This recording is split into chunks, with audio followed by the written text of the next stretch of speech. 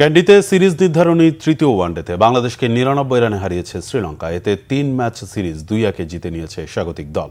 এর আগে কুশাল মেন্ডিজের সেঞ্চুরিতে বাংলাদেশকে ২৮৬ রানের চ্যালেঞ্জিং টার্গেট ছুড়ে দেয় লঙ্কানরা। জবাবে ব্যাটিং ব্যর্থতায় ৬৮ বল আগেই ১৮৬ রানে অল আউট হয় বাংলাদেশ। পেস সহায়ক ব্যাটিং উইকেটে টসে জিতে বাংলাদেশকে চ্যালেঞ্জিং টার্গেট দিতে আগে ব্যাটিংয়ের সুযোগ হাতছাড়া করতে চায়নি শ্রীলঙ্কা। তবে চতুর্থ ওভারেই নিশান মাসুদাকে আউট করে ব্রেক থ্রু দেন তানজিম সাকিব। তবে প্রথম নিশাঙ্কা কুশাল মেন্ডিজের ব্যাটিংয়ে ঘুরে দাঁড়ায় লঙ্কানরা। নিশাঙ্কা ৩৫ করে তানভীরের শিকার হলেও কুশাল মেন্ডিজের ব্যাটিংয়ে রানের চাকা সচল রাখে স্বাগতিকরা। ২১ ওভারে ৩ উইকেট হারিয়ে ১০০ রান পূর্ণ করে শ্রীলঙ্কা। চতুর্থ উইকেট জুটিতে কুশাল মেন্ডিজ ও অধিনায়ক চারিথা আসালাঙ্কা ১২৪ রানের জুটি গড়লে চ্যালেঞ্জিং টার্গেটের ভিত পায় লঙ্কা। আসালাঙ্কাকে ৫৮ রানে আউট করে এই জুটি ভাঙেন তাসকিন।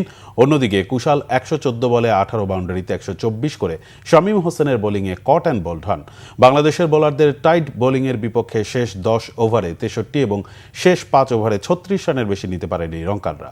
তাসকিন ৫১ রানে ২টি এবং মিরাজ ৪৮ রানে নিয়েছেন ২ উইকেট। জবাবে টপ অর্ডারে তাওহিদ হৃদয় ৫১ করলেও অন্যদের ব্যর্থতা ছিল চোখে পড়ার মতো।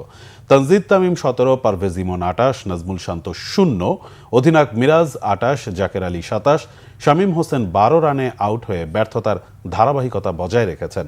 ৪৪ বলে ৩৩ রানে শেষ ৫ উইকেট হারিয়েছে বাংলাদেশ।